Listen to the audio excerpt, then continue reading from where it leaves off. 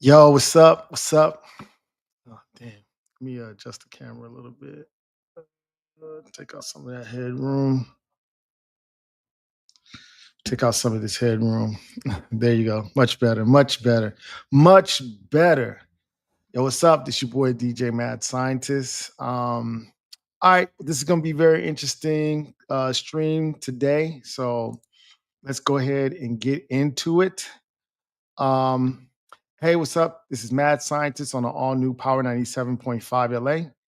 Today, we are just talking music, where we bring you vital information about music production, promotion, and distribution every week, right here.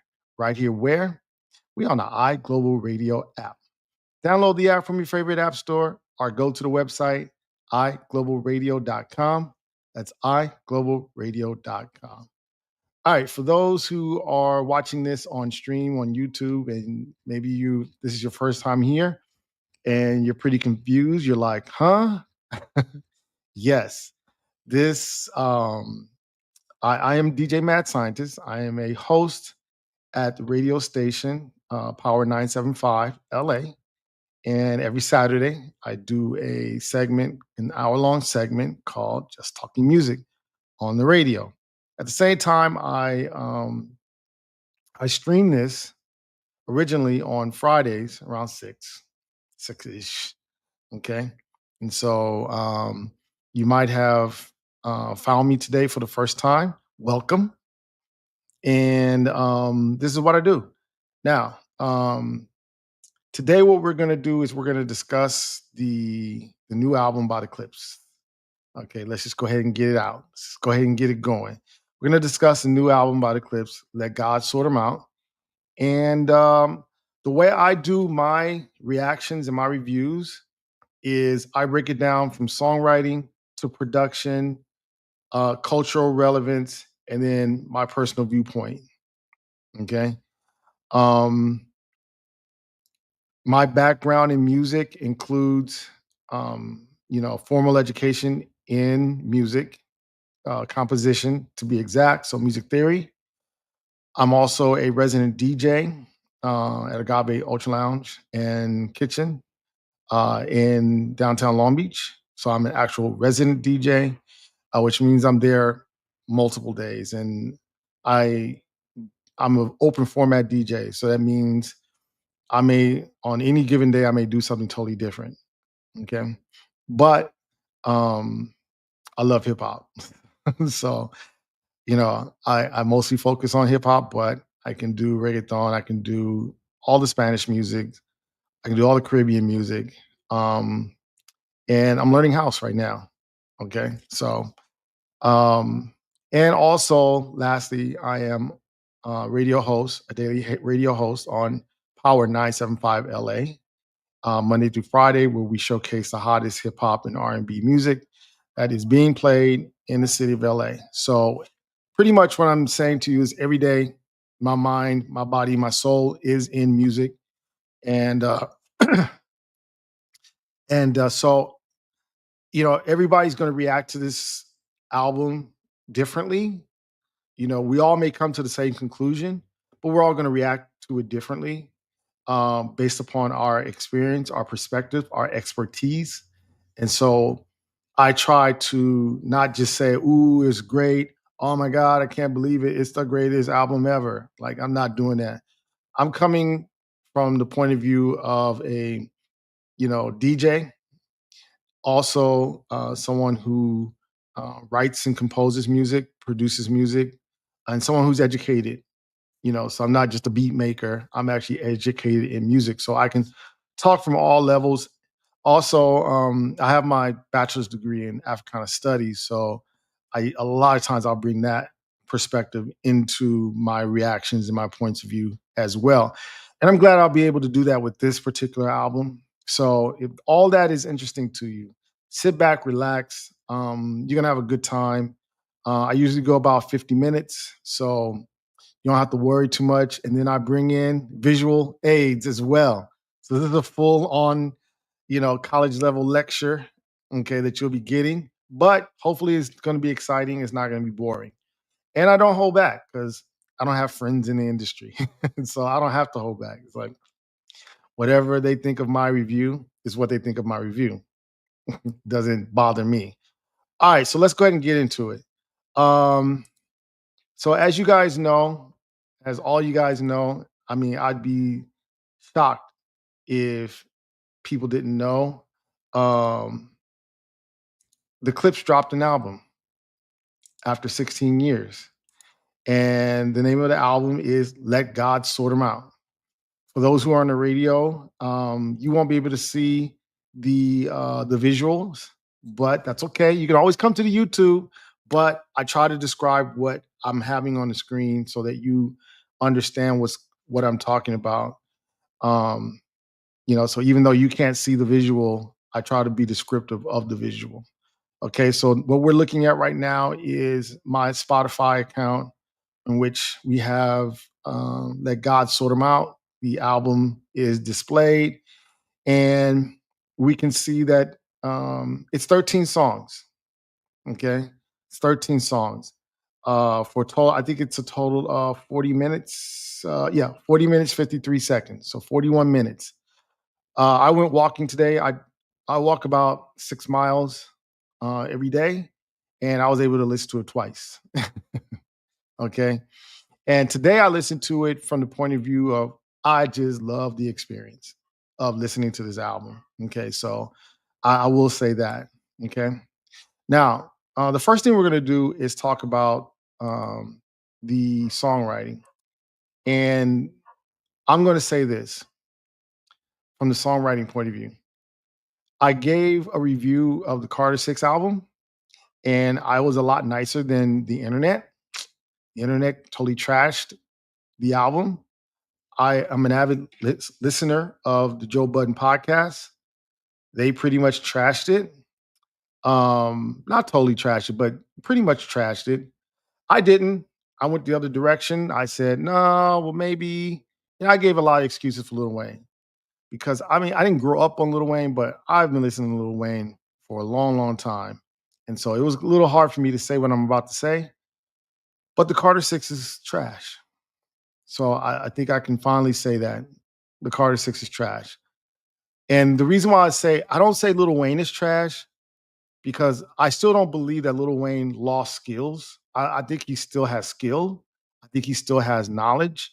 I think Lil Wayne still has the ability to put together an album, but he did not.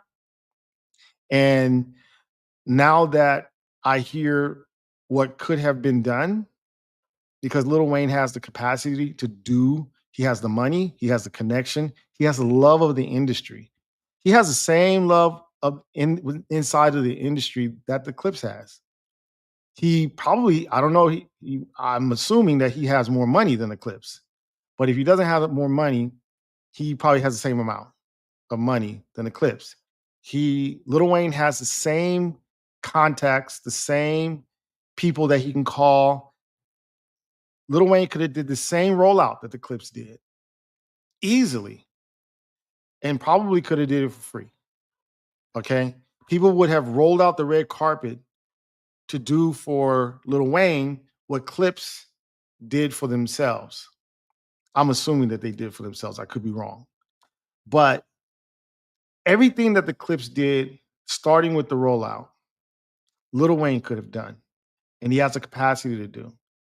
But Lil Wayne did not.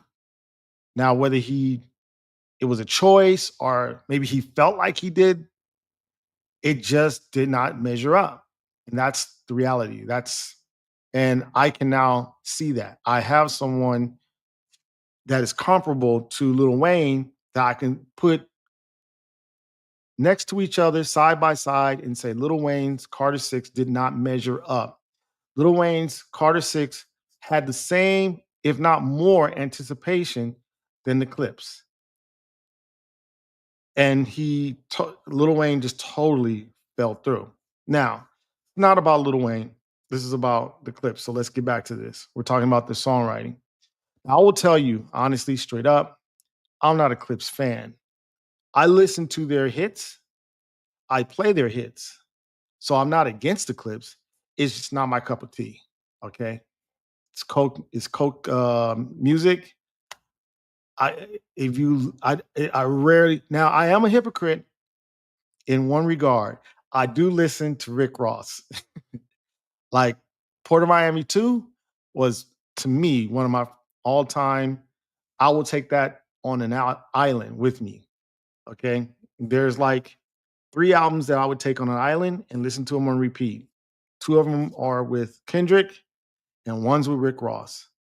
Now, so I'm a hypocrite, okay, in that regard. But I just, the Clipse, I chose Rick Ross over the Clipse. So I can't tell you whether or not their lyrics are consistent over the span of their career. I can't tell you those things because that's not what I know.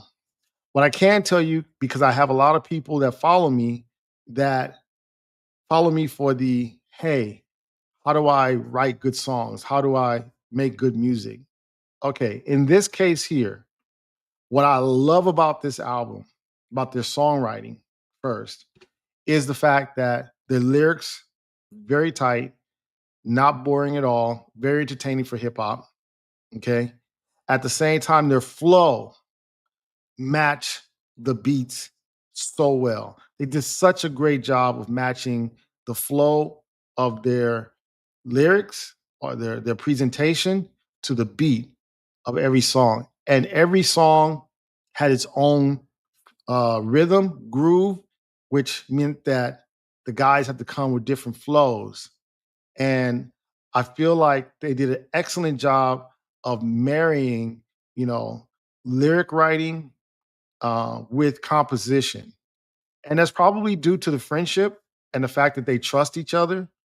When I reviewed um, Snoop's album, Missionary, I said this and I'll say it again. If you are a hip hop artist and you're looking at this, find you a producer that you trust to be able to like have this kind of relationship with that producer. It's not just about getting a beat that you like. It's about having conversations with producers to say, okay, how do we marry the lyrics and what you're trying to do to so that we have a complete composition. Okay. You take lyrics, you take a composition, we have a complete song, I should say. And that requires communication. That requires going further than just saying, send me a beat, I'll rap on it. Okay. Because the producer who made the beat, he's already, I can tell you this from someone who's written beats, he's already got the flow of the lyrics on top. So the first question should not be, what should I rap about? It's how should I rap? And I feel like the Clips, along with Pharrell, they have a friendship, a bond, they have a trust. The Clips, I will tell you this, the Clips have used a lot of Pharrell's beats that a lot of other artists would not have used. So that's why I feel like they have a trust and they're married. When they're there together and they're creating a song, okay, together. That's how hip hop should be done. Okay. Um, so if you are listening to this and you're wondering what makes their songwriting so good, it's the flow. And then you take the words that they are able to put down and you marry that with a really great flow, you can't lose. Okay. Not able to lose. And so when it comes down to songwriting, I can pretty much tell you that I give them a 10 out of a 10. This is something that definitely they put work into, they put time into, and I can appreciate it. And because of the rollout and because of just the mastery of how they put these songs together, the Clips have gained themselves a fan now. I'm a fan of the Clips. I'm probably going to go back and listen to their old albums. And I'm probably going to listen to their old albums and pretty much become a true fan of the Clipse because pretty much they've done a wonderful job. Okay. All right. Let's go into the production. Now, as we see here, as we know, okay, but let's uh let's go ahead and verify this. Let's view credits. Okay. Okay, the credits aren't being shown on here, but on my phone, I did look at the credits. This was a this was a this was a Pharrell production. This was not a Clips production. Okay. And the first thing I would want to say is Pharrell doubled down on himself. That's what I wrote in my notes. Exactly. I wrote Pharrell doubled down on himself. He has something to prove that this album was his Not Like Us for Chad. Now, you have to understand that when it was revealed that he and Chad were beefing, a lot of people were disappointed because we felt like, wow, that's a duo that's gonna work. They're gonna be together. They're not gonna go through this. And I think a lot of people, and I feel like Pharrell heard it too. Pharrell heard that a lot of people were saying, "Yo, Pharrell, make that right." I don't think anybody was blaming Pharrell because no one can blame. I mean, it's not like we're saying like Chad is an angel, but we just felt like those two guys, they're they're not they're going to be sophisticated enough not to fall into that usual trap that a lot of production teams fall into of breakup. We just put them on a higher plateau. But um, during the rollout, it was told to us, it was revealed to us that for in terms of the clips, um, Pharrell has been doing solo production for the clips without Chad. So I think this album, Pharrell has something to prove. Pharrell has something to prove, and he wanted to show that. Let me come back to the screen. He wanted to show, like, hey, listen, I've been out here working. I've been out here doing what I'm supposed to do. Um, and you know, the onus of the breakup of the Neptunes should not be placed on the shoulders of just Pharrell by himself. There's two people, I think three people, but definitely two people involved in that relationship. And generally, when it goes wrong, there's two people that are responsible. And you can't always just put it on the shoulders of one person. Now, I think Pharrell could have came out and said that, but I feel like he showed and proved to us from his production work on his album. Um, Now let's get into the meat and bones of it. Okay. The one thing that I, as a DJ, understand, and I've talked about this before, there are certain um when you're creating music, okay, and I always use the club, for example. There are certain things about the music that you must understand that has to be in there in order for it to feel authentic. So what that means is if somebody says to me, I have a club banger, and trust me, I hear it a lot. I need you to play my song. Okay. The first thing I ask them is, what's the vibe on it? Meaning, what are you trying to accomplish? You trying to get girls to twerk? You trying to get sing along? Are you trying to get guys to two step and put the drinks in the air? I mean, what are you trying to accomplish? Then, secondly, I will ask them what is their tempo? What is their key? This has nothing to do with the rapper rapping. It has nothing to do with the producer, touching the buttons on whatever pad he's making the beat on. These are technical things that um, you must have in order for the song to be considered a club banger. And if it doesn't have those things, then it's not a club banger. So if you come to me as a hip hop producer, I mean DJ, and you say to me, "Hey, I have a club banger. Um, I have a club banger. Um, but the BPM is 128 beats per minute," then I'm going to say you don't have a club banger for me. Okay. Unless you say, no, no, no, it's just like Missy Elliott. It's like a Missy Elliott song. Okay. Then let me hear it. Okay. But for the most part, unless you're telling me that, then you don't have a club banger. Okay. If you're telling me that you have I get phone calls. Joe Budden ain't the only one. Okay.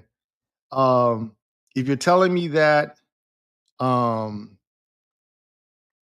if you're telling me that it's a twerk song and you don't have no hi-hats in there, it's kind of hard for me to say it's a twerk song. This twerk song has those 16 hi-hats. All right.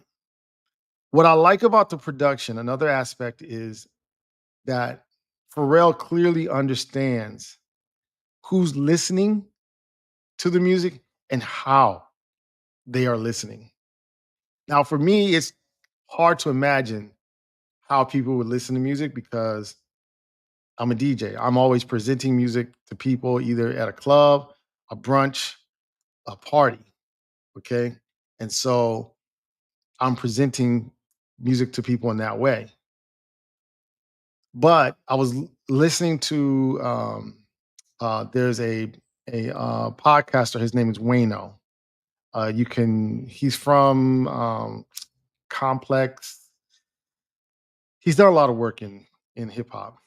So I listened to him, and what he said was he didn't want to give his review until he could hear it in the car, at the gym while cleaning up. Okay.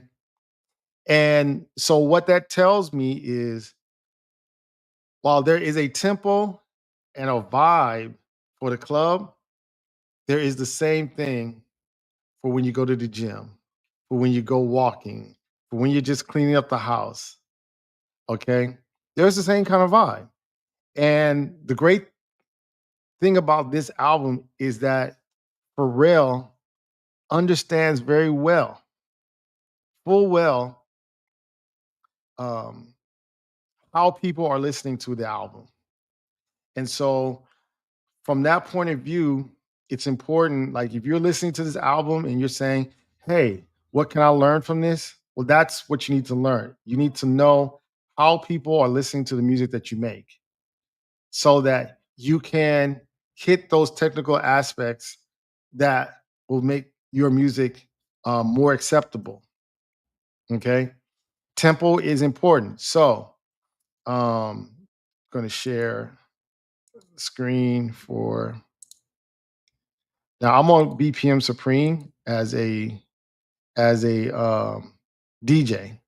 And for those who are listening on the radio, I'm showing the Clipse page in the BPM Supreme format, and it shows all the music the uh, that the record pool is currently offering. I expect that once they have everything, all the songs done, and they have all the versions, which is clean, dirty, and the DJ versions, clean and dirty, they're going to have all the songs listed on their page. Okay. And da, da, da, da, it just dropped all of them. So I'm pretty much going to get the clean version of all of them. I'm going to download the clean version of all of them.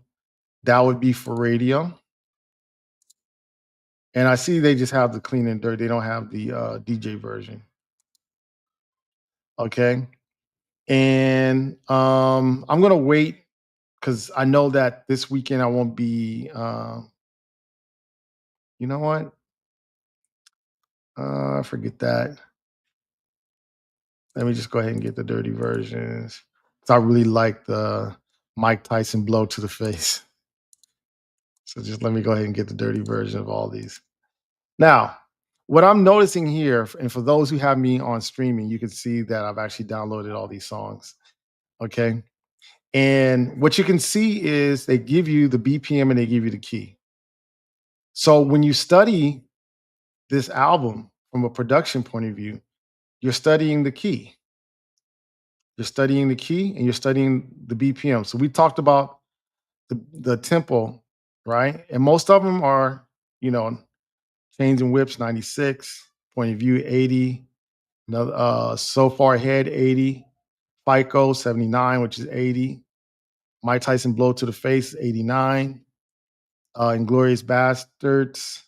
Can I say that on the radio? Oh, hopefully that didn't get flagged. Um, that's 100. And then we go back down to 80, 81, 80, and then 85. Okay. So for the most part, most of the songs are in the 80 beats per minute, 80 to 81. And then you have some outliers, ones at 96, another one's at 100. And yeah, so now what that does is that tells you, okay, if I want to do something consistent with what these guys are doing, which is lyrical music, this is lyrical music. This is not dance music. This is not club music. I'm not playing this in the club. I probably will not play that tonight or tomorrow, but I could possibly play it at Taco Tuesday. So that's why I downloaded the dirty version. Okay. But Taco Tuesday event is not a dancing, we're all getting a dancing event. Okay. It's a eat, vibe, drink, vibe, you know. So I'm pretty sure there's going to be some guys there and they're going to want to hear some of these songs. So I want to go ahead and have them. Okay. I don't want to be the one DJ that's always like, oh man, I didn't get it yet. Okay. The second thing that you'll learn looking at this is the keys. So we have D sharp, E, A, E, C, A, and G sharp, right? These are very, very close to each other. If you know anything about music production, these are very, very close. That says a lot to me. And I'm probably going to map this out myself because I just want to see how if this will tell me mapping this out, meaning putting the name of the song, putting the BPM, putting the key, will show me how they mapped it out. And then I can listen to it differently. Okay. And this allows me to study this album. Okay. Production wise.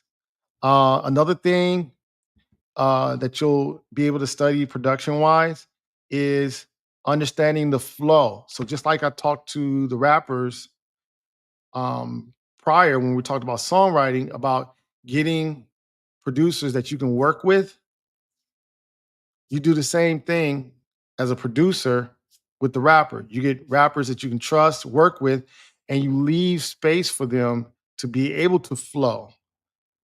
Okay.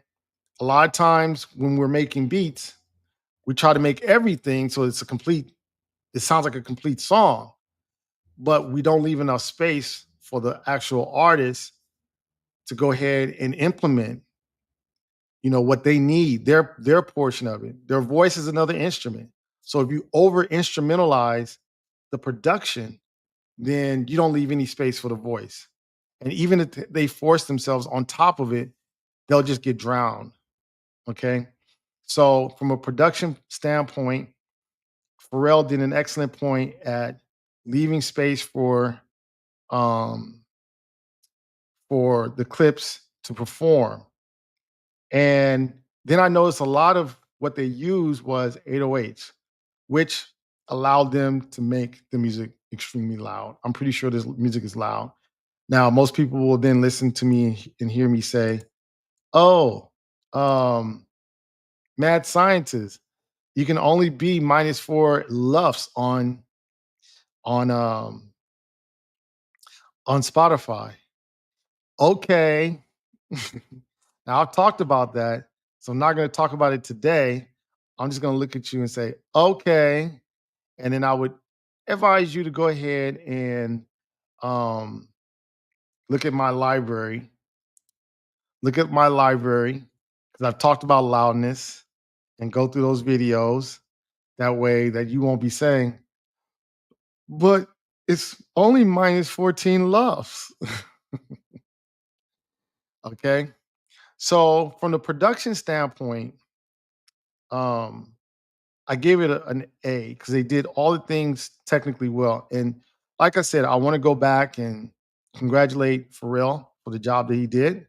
And I want to tell Lil Wayne, your album is trash because I don't believe that your producers took the care necessary. There are so many things that went on from stereo separation. They were placing. It was a very sparse beat, but everything was placed very well within the stereo spectrum.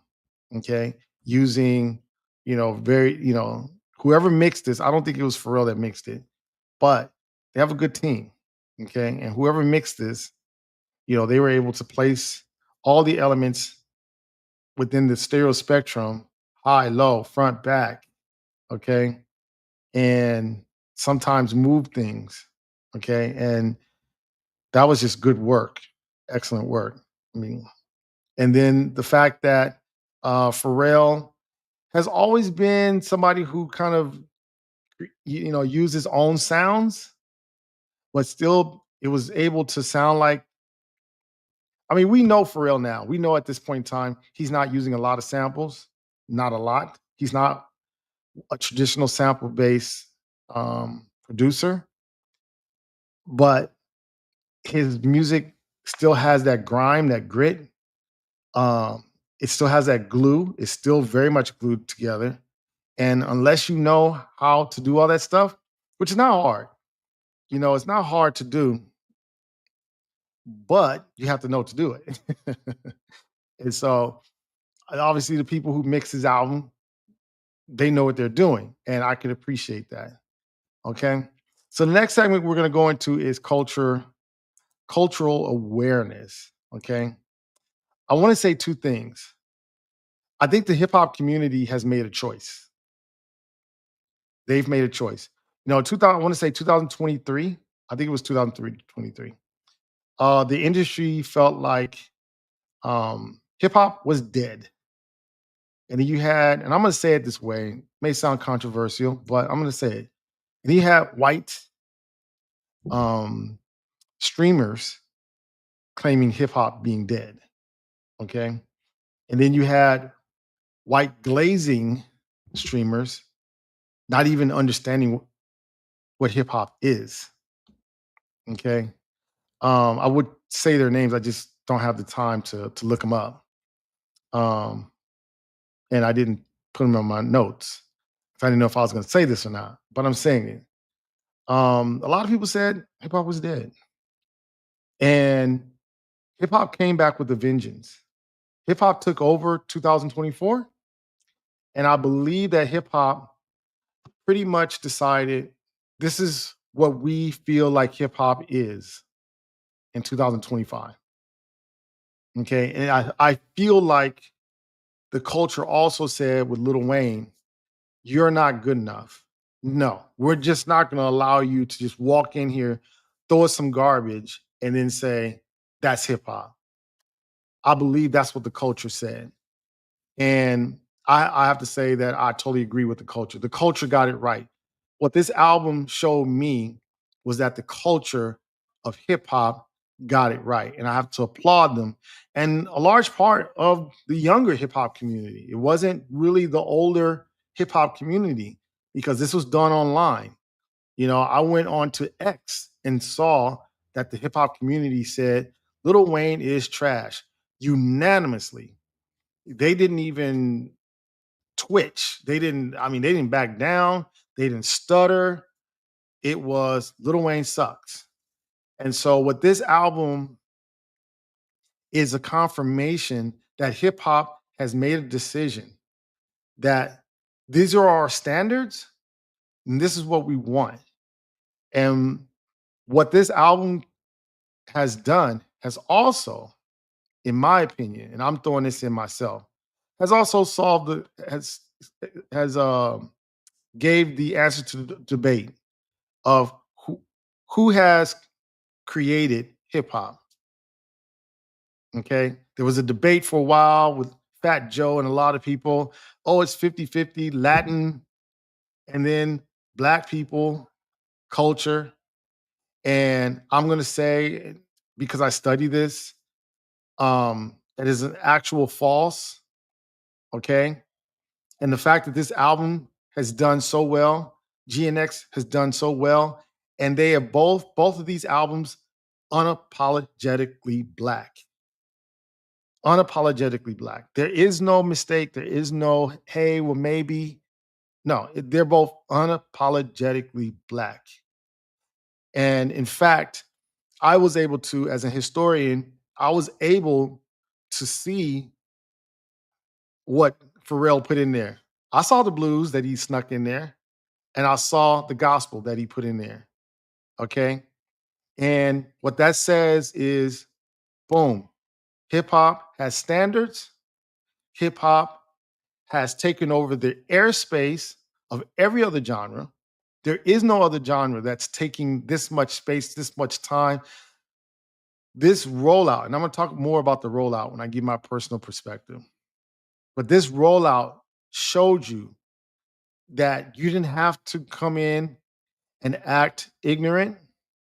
You didn't have to come in and, divorce your wife, have a child out of wedlock, be seen, someplace with somebody else that's more famous. You didn't have to, the Clipse didn't have to, um, do anything ignorant. They didn't have to go to jail. Okay. They didn't have to go to prison in order to sell records. All right.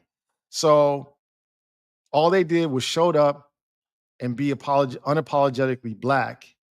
And unapologetically Black is class. Unapologetically Black is knowledgeable.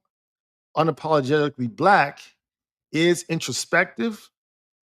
Unapologetically Black is love. The first album on the song, talking about the love that he had for his parents and the love that his father had for his mother and the love that his mother had for the entire family. Gotta listen to the album, gotta listen with a different ear. That is Black culture, okay? For those who are now Black looking at this and wondering, oh, is this gonna be one of those?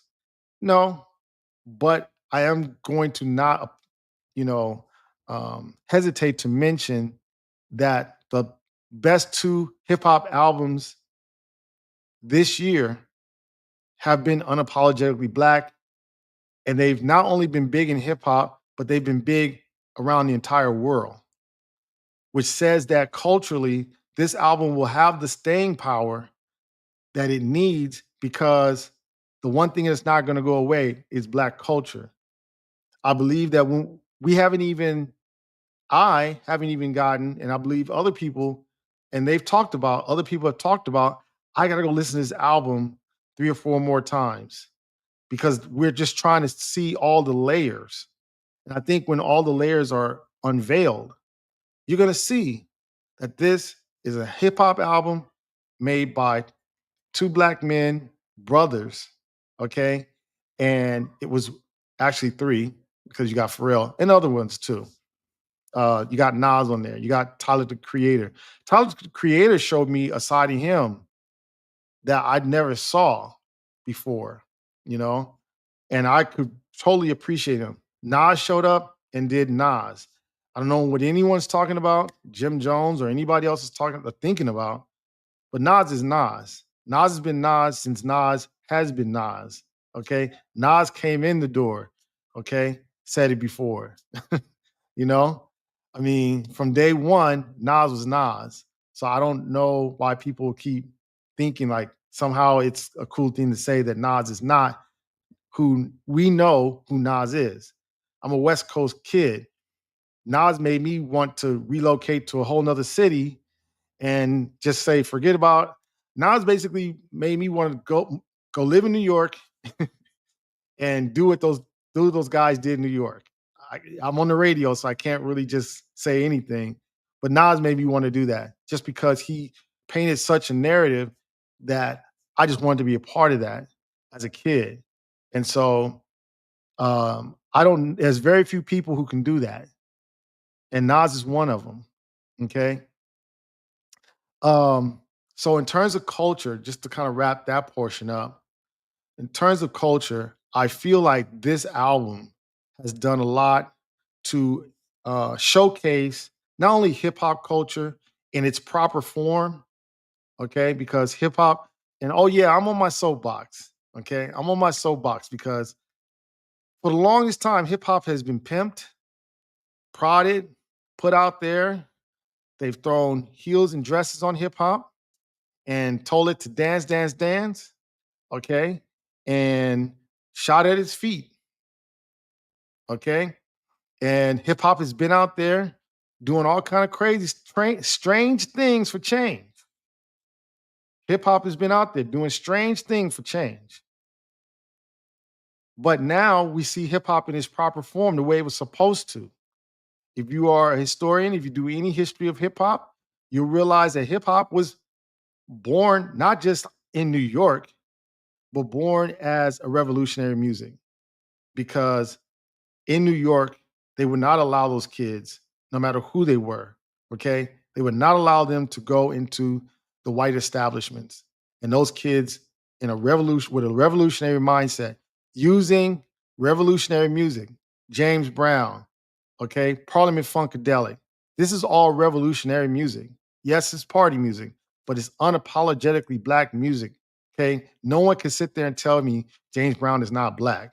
James Brown came up with the song, Say It Loud, I'm Black and I'm Proud. And Parliament Funkadelic was the most unapologetically, we're gonna be black, we're gonna be so black, we're gonna place ourselves in the future. We're gonna place ourselves in the future. That's how black we are. Okay.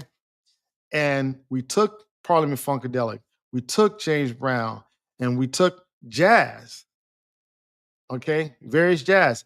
And even with when Jay Dilla went over to Brazil, Brazil is the blackest nation outside of Africa. Okay. I know we see the pictures of the light skinned Brazilians, but just look at the Olympics. You'll see a total difference. You're like, what? I didn't know. Yes, Brazil is the blackest nation outside of Africa. Okay, so even when Jay Dilla went and got the sample, the Brazilian sample for running, it is still unapologetically black. And these kids took that music and repurposed it, reshaped it, and made hip hop. Okay, well, they just made music. The music industry called it hip hop, but that's another different day, another different lecture. Okay. So, what to get back to my point, what I love about this album is that it says to the world, not in a blatant way, this is not a fight the power kind of album. Okay. We're not fighting the power. They're not proclaiming any of that. They're just being who they are. And with a trained ear, which I have, I can hear what they're putting into it and what they're saying. And I know that it's purposeful because you just don't accidentally think, okay. And it's the same thing that Kendrick did. It's the same decision. Okay. I'm not going to just sit up here and make a bunch of hits or perform a bunch of hits for you guys. I'm putting on a black stage show during the Super Bowl. And if you get it, you get it. And a lot of black people got it. And I feel like with this album, with this Clipse album, a lot of black people will get it. Now, that's not to say that people outside of the black culture can't get it, but I think it has to be said that what this is because you have so many people like we have Mexican OT who, as much as he says he loves black people, and I'm not going to say he doesn't, okay? We have Mexican people here in California, and they feel very similar to him, right? They feel very similar to Mexican OT. But if I could talk to Mexican OT and say, I would say to him, if you feel comfortable enough to say the word and to display black culture, then you should understand how, the essence and how we act, the protocols, the procedures. You know, we don't just throw that word around. Yes, we might put it on records, but we don't go on interviews just throwing that around to anybody as though it's a word that we could just say to anybody or give to anybody. Now he did apologize, so I'm pretty sure some of his people was like, "Yo, you are embarrassing us. You're making us look like we're selling, like we don't love our people. You making our families look bad because we embraced you, and now you're out there just calling everybody the N word." Okay. Now you might be thinking, "Well, Norman, can we get back on?" Okay, I'm trying to make a point here that for those who are not black, okay, this is not trying to exclude you. We're not exclude black people historically have never excluded anyone. Okay, people want to exclude themselves from us, but we've never excluded anyone. But understand that black culture is complex, just like any culture. The Muslims in Islam, if you read Islam, there's nothing in there that says the woman has to be subservient. Okay, there's nothing in there. But some cultures say we're Muslim, but we're gonna operate this way. Another culture will say, I'm Christian, and you have many dominations of Christianity, right? Some we agree with, some we don't. Okay. Some we think are a little, some we like, okay, you got it. Yes. Well, black culture is the same way. We're human beings. Some of the stuff we do is great. Some of the stuff we do is not so great. Okay. But at the end of the day, what I like about this project, getting back to the point, is it says to everyone, this is black culture, and it's okay that we showcase it because this is a part of black culture you have not seen. And as someone who is black, who enjoys being black, who's proud of being black, I just love it. Like I love the blues that was in there. I love the gospel that was in there. The way they ended that album was so perfect. Okay. And I know that was Pharrell's idea. And I know that came from um the Clipse trusting him. But that's how you end it. And that's how you end the album. Okay. And I loved it. And so culturally, I think this album will have staying power for a long time, for many years. For many years, this album will be culturally relevant.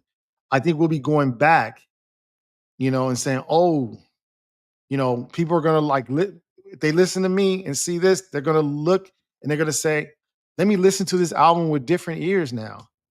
Those who are not black, hopefully you talk to your black friends, you know, or you could leave comments, leave a like, leave a comment, and I'll explain it to you. Okay. But, so culturally, that's how I feel about it. Now, as we're coming to the end of our time, I'm going to go ahead and give you my personal, which is going to sound a little crazy, but I'm going to say it. This album makes me feel poor. Let me say it again. This album made me feel poor. Like, and the reason why I say that, and I'm not poor, I don't mind, I'm not at their level at all. I'm not even close. Okay. But I'm not poor. Okay.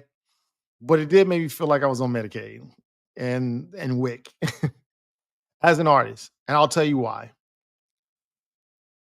A lot of times, when we are independent artists, as I am, we kind of give ourselves the self-made excuse to be mediocre. Oh, well, if I had what they had, then I could do way better.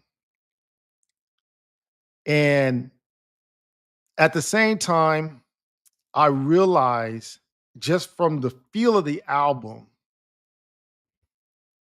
that they just are on a different level than a lot of people.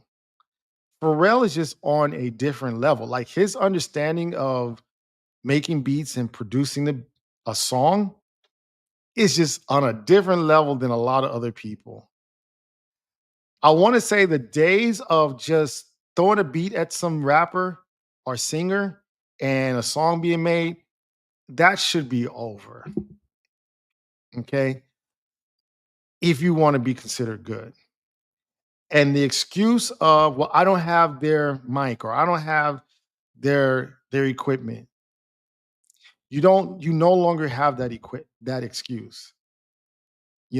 Go and get um your buddy and tell him, "Hey, let's sit down and discuss what we want to do to make some good music." In addition, what I liked about this album is that it wasn't just a collection of songs.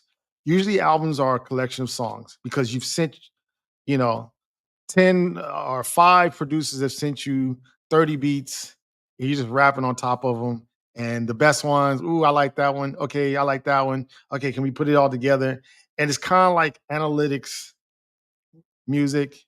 Music was never meant to be analytical. Trust me, I try to make it analytical. And we're seeing with AI right now, people are like so concerned about AI. Although I did hear that Popeyes commercial. I thought it was real people, but they said it was AI. But I still have the feeling that, you know, music is not analytical. It is cultural. It is understanding, it's skill, it's craftsmanship. It's taking these 10 fingers and touching something tangible and putting it together like humans have done our entire life, our entire existence. Humans have taken these two hands and did things and created beautiful works of art. And that's what music has to always be and will continue to be. And so, yeah, I felt poor because I felt like I've been giving myself the excuse of mediocrity. Like, oh, that's for real. Of course. I mean, he has all this access. No, I've it doesn't take me too long to analyze because I know music because I've studied it. So it doesn't take me too long to analyze music.